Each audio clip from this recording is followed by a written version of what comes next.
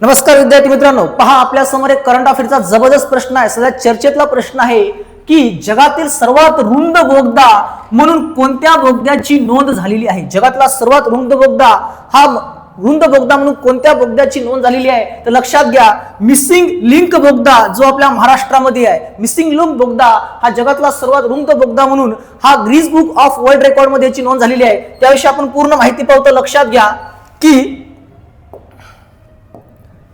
Missing link प्रकल्प जो सध्या चर्चेतला प्रकल्प आहे, याविषयी आपल्या परीक्षेला भरपूर प्रश्न येऊ शकतात. त्यामुळे तो पूर्ण आपण शिकून घेऊता.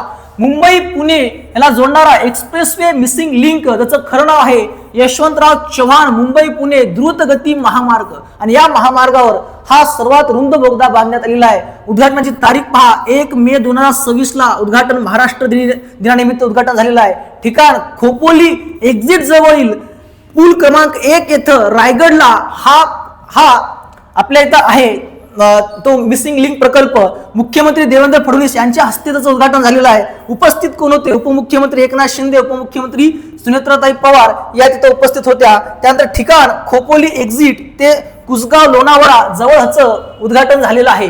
पुराबद्दल माहिती पहा. सुरुवात खोपोली एक्झिट मुंबई पुणे महामार्गावर रायगडला त्याची सुरुवात होती. शेवट कुठे होते? कुसगाव लोणावळा पुणे तर त्याचा शेवट होतो. लांबी किती आहे? 13.3 किलोमीटर. रुंदी किती आहे? 8 लेन, प्रत्येक दिशेला 4 लेन असा 8 लेनचा तो बोगदा आहे.